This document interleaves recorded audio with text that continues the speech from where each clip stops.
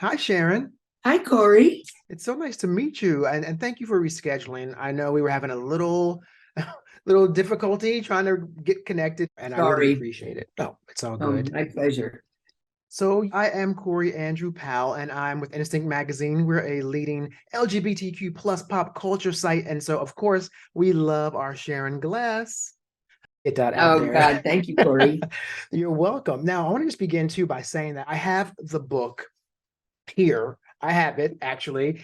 So we are joined today by Emmy Award winning actress and author Sharon Gless, and her new memoir is entitled Apparently There Were Complaints.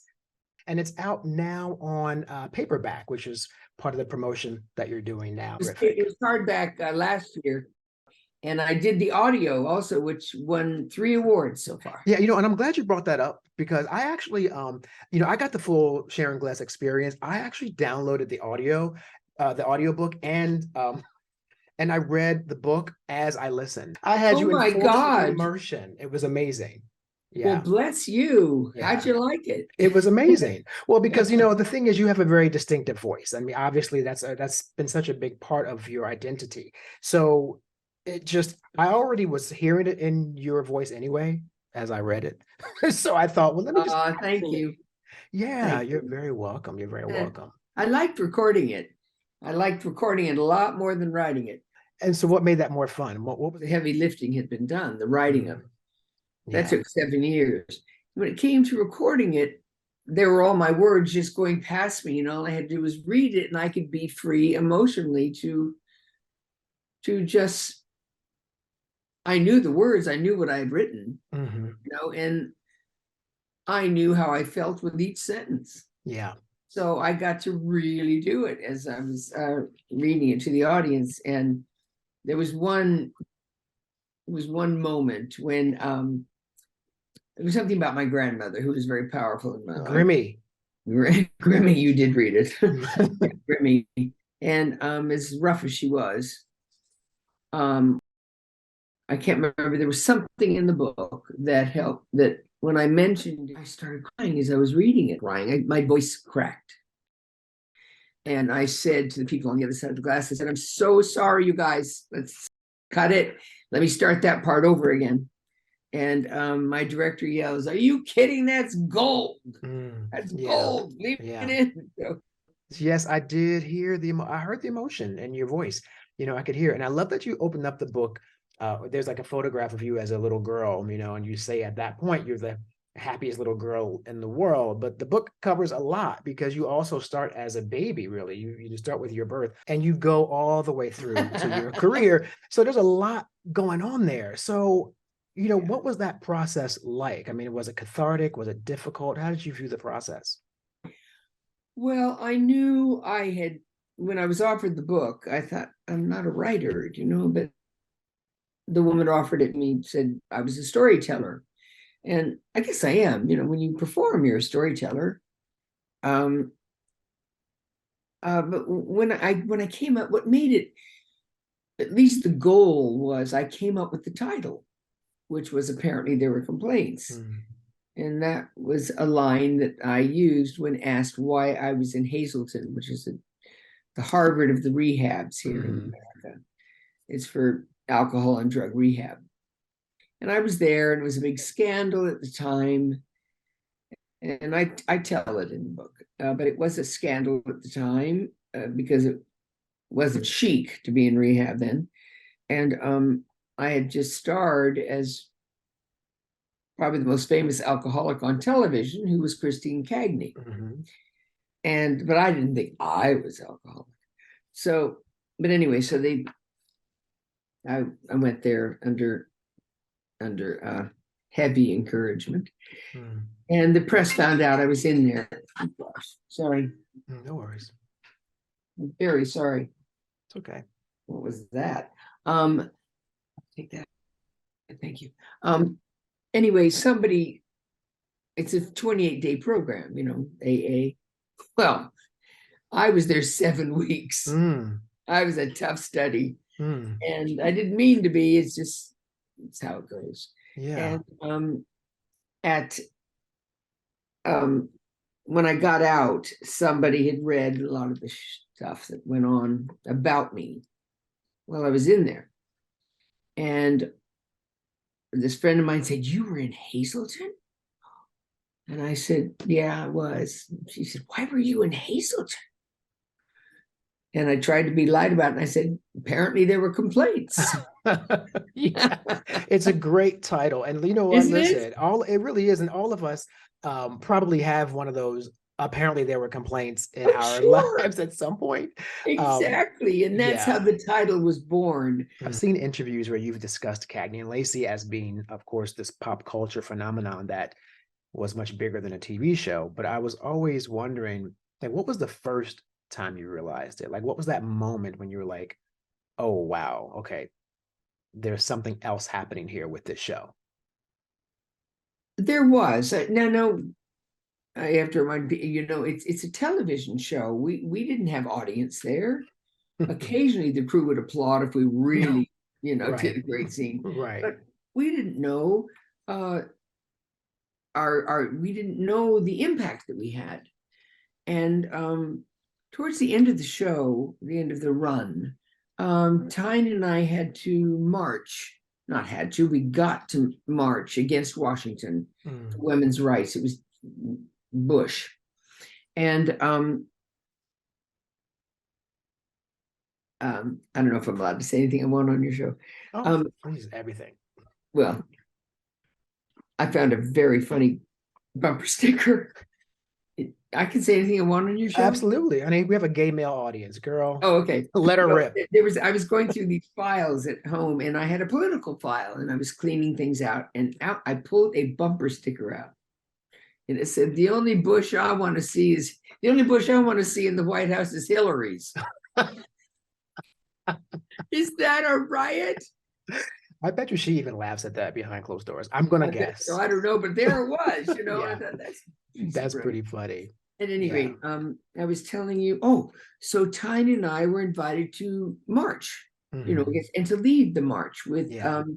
Whoopi Goldberg and Gloria Steinem. Mm. And so we were in the front, carrying the banner, and I just didn't understand. And there were hundreds of thousands of women, but I was in the front, so I didn't see it. I didn't feel the impact. I was just Right. doing what I thought was a good thing. And when we got to our destination, um, I didn't realize where we were. Apparently, we were at the Washington Monument. I mean, all that area, where people come to watch the president be, inaugurated. Mhm. Um, when the president is sworn in. And we were backstage. Again, I wasn't aware where I was. And Gloria says, "Go out there." I said, Wow. "I'm not going out there." She said, "Sharon, go out there." I said, "What do I say?" She said, "You don't say anything. Just walk out." I can't tell you how huge this was. And it was a stage. I had no idea where I was. And she said, I said, "Tyne, Gloria wants us out there, so come on." And we walked out there, and Corey, it was hundreds of thousands of women Mm. screaming, crying, yelling, clapping, sobbing. And I Mm. stood with my mouth hanging. It was so, it wasn't frightening. I wasn't afraid. I became overwhelmed Mm. with obviously this show had this kind of impact. Mm. And anyway, I that's when I realized what we'd done. People were watching and they needed it. And there'd never been a show like it for women. And I think, as I told you, some of the shows did not air on affiliate stations. They refused to air some of our episodes. Yeah, the sexism. You talk about that in the book. And I mean, Yeah, you even yeah. said there's a story you tell about the TV Guide reporter who actually called both your characters dykes or something. Dykes. Yes, they Yeah. called Tyne and Meg Foster. Oh, that was before you had She was the joined. second Cagney. Okay, right. That was Yes, before. when I became Cagney, and there I was, a blonde with curls. Mhm. He said I was from the Copacabana School of Acting. That's right. And what is that? It's so like what a dumb thing to say, but yeah, Same guy who had same called guy. them dykes. Well, Ridiculous. we had an opportunity. He wrote for, I guess it was one guy was a TV guide. TV guide called them dykes. The Copacabana School of Acting was this critic in the LA Times. We're shooting in an office building in downtown LA, and there is the guy's name. It's a Saturday, it's empty. Oh, There's the God. guy's name on a desk. I said, Time, look who's here. She said, you want to do something? I said, absolutely. And we went and got a bucket of ice and poured it on his desk. This was the Saturday. So when he got to work on Monday, Everything's all ruined. Yes, and I do not have 1 ounce of regret about it or ounce of guilt. No, that's pretty A awful. friend of mine who knew me very well came to my set on Academy Days and gave me this cylindrical box, and I opened it, and it was a diploma, and it said from the Copacabana School of Acting.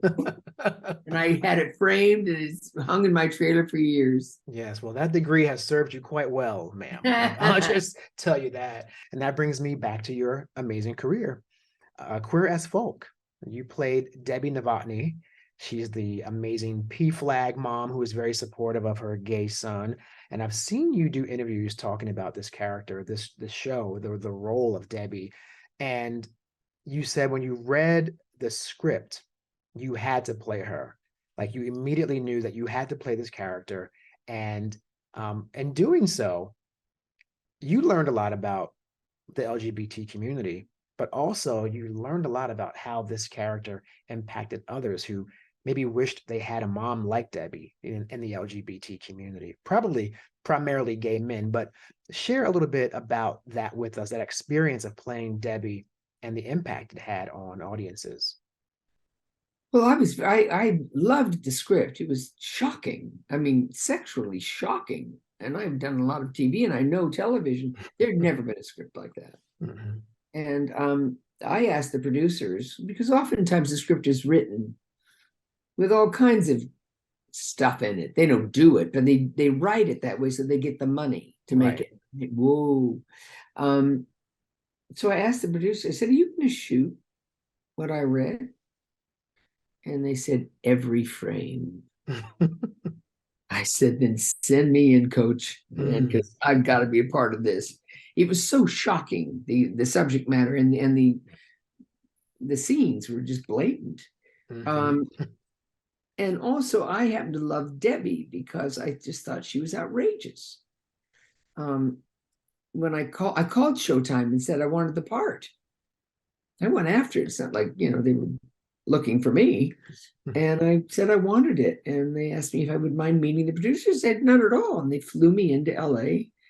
And I fell in love with Ron and Dan. And the rest is history. I became a supporting player.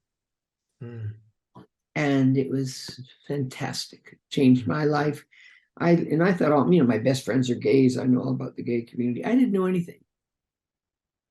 I just knew we had a lot of fun drinking, and telling stories on each other, but I never knew the real struggles. I never knew what was going on. But that show opened doors, and I had a boy write me once saying, thank you so much for the character you're playing. And I didn't mean to be playing a goody two-shoes because I didn't think Debbie, I still don't think she is. Yeah, I like a little she's tough. so outrageous. Yeah. She had a mouth on her. Yeah. But he said, my best friend is dead. He killed himself because he didn't see Queer as Folk. It hadn't been on the air yet. He said, I'm alive because Queer as Folk got on the air, and I could see that there are people just like me. And that's the beauty of that show.